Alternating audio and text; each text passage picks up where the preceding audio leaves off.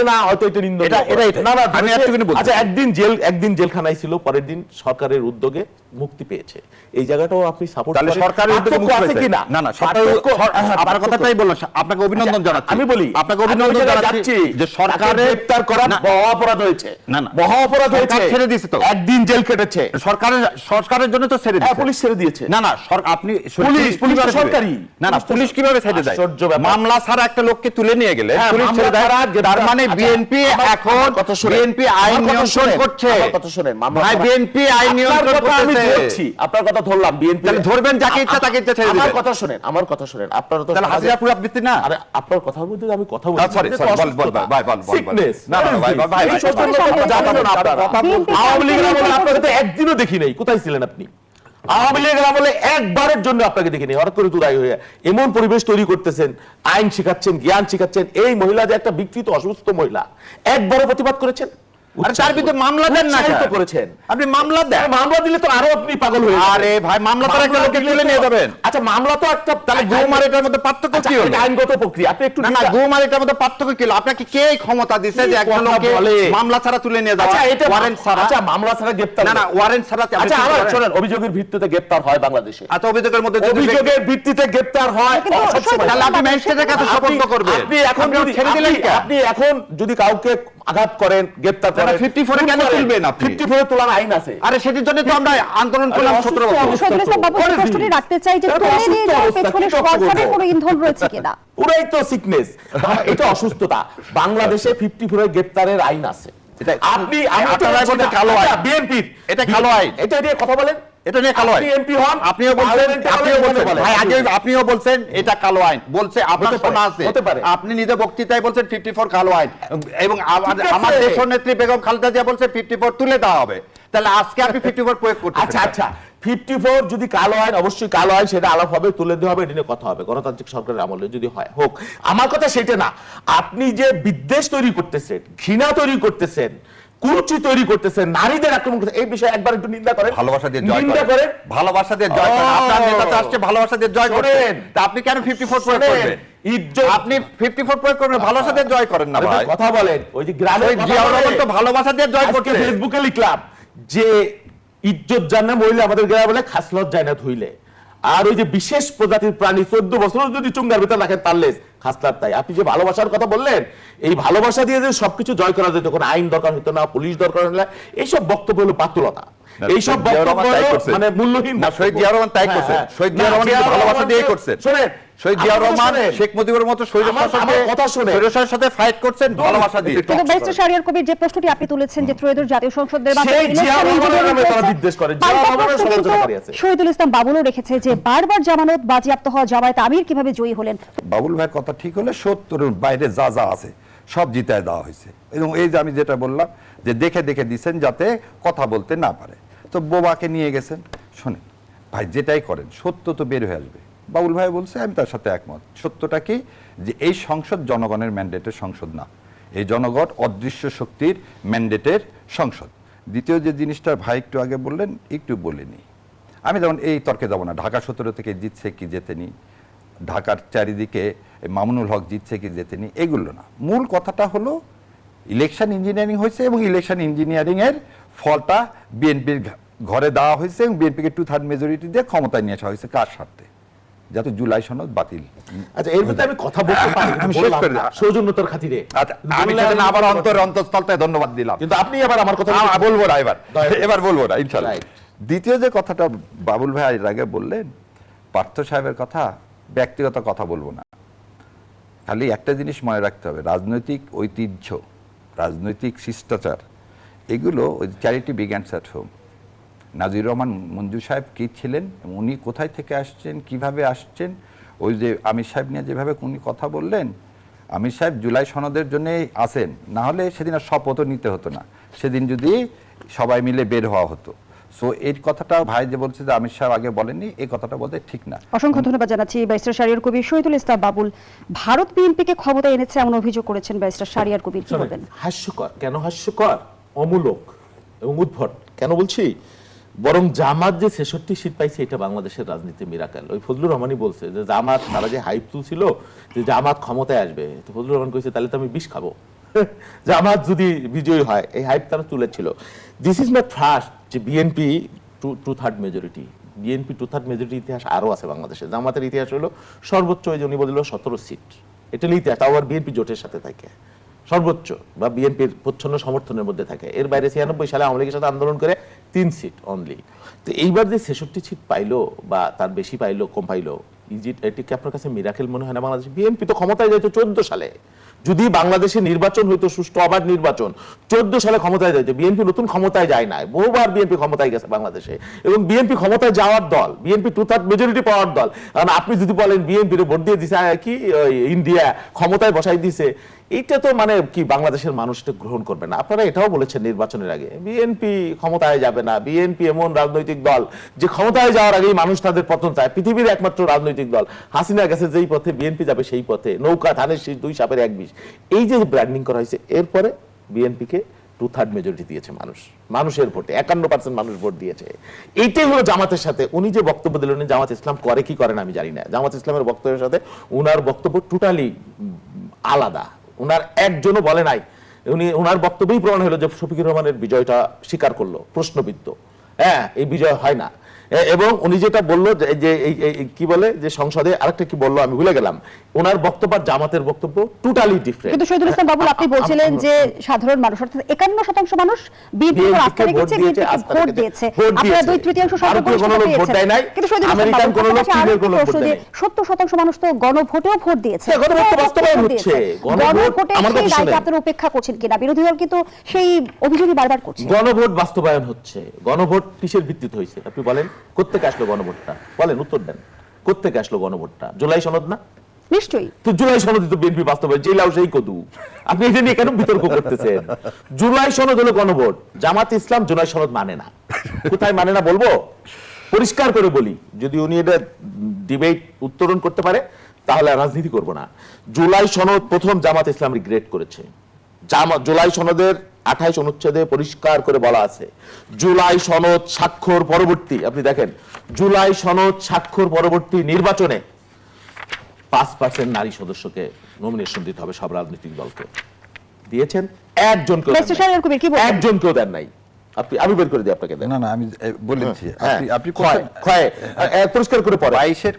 22 খতে হ্যাঁ, পড়েন প্রথম কথা সেকেন্ড অনুচ্ছেদ সুচ বলতেছে চালক। আপনি পড়েন না, আগে আমার কথা শুনেন, আগে বলেন আপনি জুলাই সনদ পড়েন আর আমার কথাটা আগে বলেন। আপনি জুলাই সনদ, আমি আগে এটা বলেন যে আপনি বাংলাদেশ জাতীয়তাবাদী দল। জুলাই সনদ দেন আমার জুলাই সনদের, আমি তো আপনার কথাটা ঠিক বলতে, আপনি দিবেন জুলাই সনদ ধরবেই না, আগে মানে ইন্টারপ্রিটেশন যে পুরাই গলত। আরে আপনি আগে বলেন জুলাই সনদ না না বিএনপি দিছে কিনা ভাই?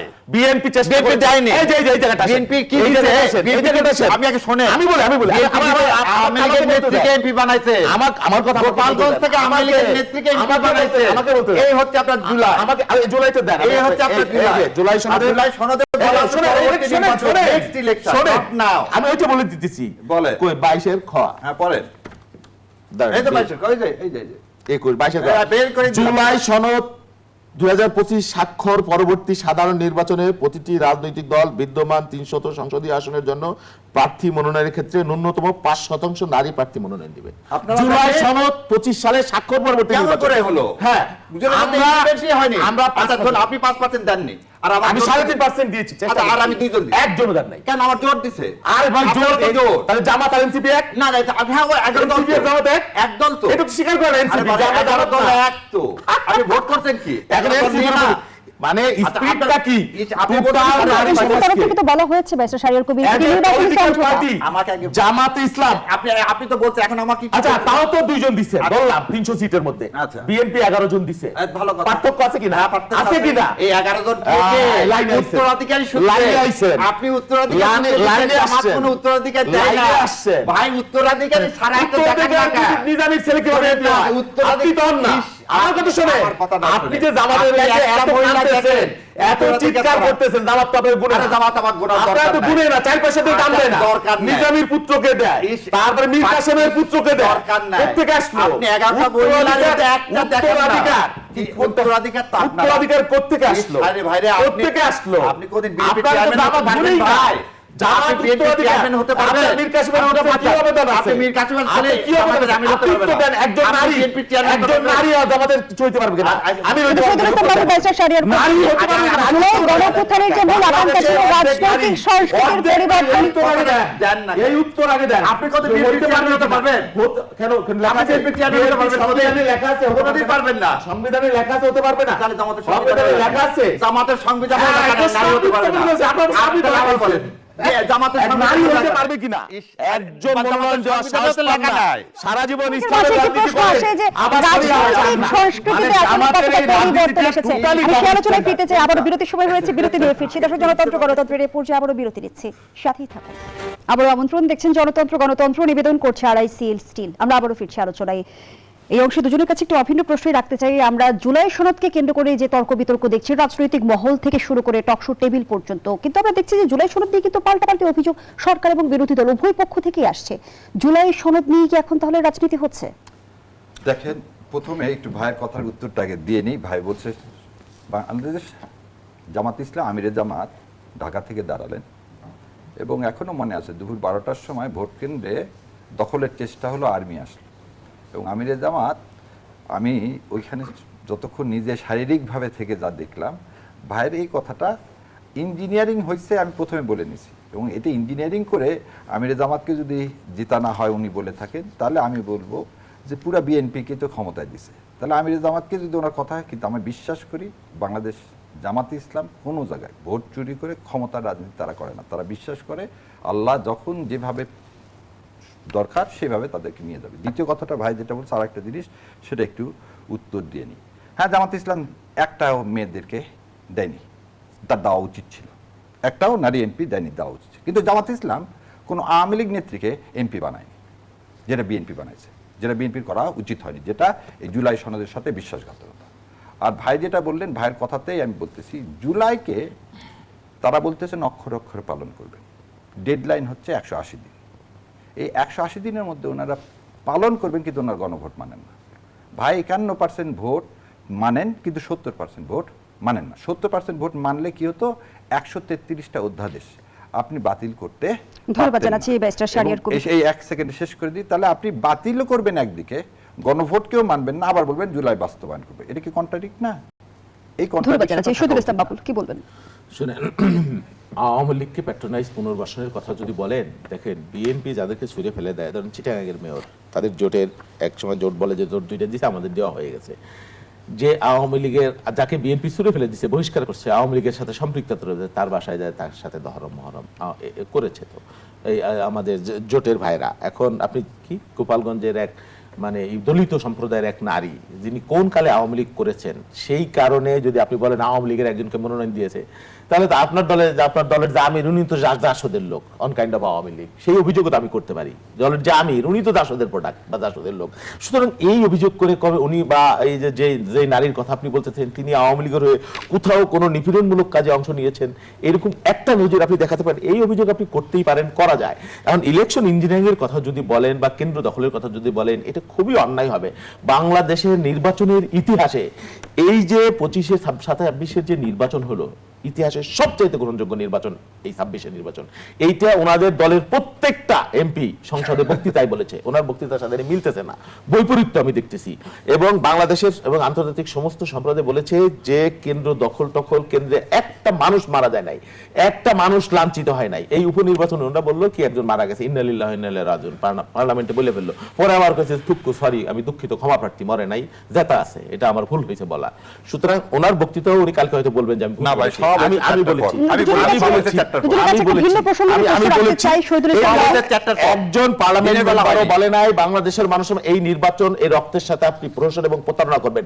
যদি বলেন যে বাংলাদেশে কেন্দ্র দখল হয়েছে, ভোট কারচুপি হয়েছে, জামাতের একজন পার্লামেন্ট মেম্বারও এই অভিযোগ করে নাই, উনি করলেন, উনি জামাত করেন, মায়ের চাইতে মাসির দরদ। এটা ভিন্ন বিষয় প্রশ্ন রাখি শহীদুল ইসলাম বাবুল। আমরা দেখছি যে জঙ্গিবাদের অস্তিত্ব পরিস্থিতি নিয়ে সরকারের দায়িত্বশীল দুজন ব্যক্তির কাছ থেকে ভিন্ন ভিন্ন বক্তব্য এসেছে। স্বরাষ্ট্রমন্ত্রী বললেন দেশে কোনো জঙ্গি নিয়ে উপদেষ্টা আবার বলছেন আছে।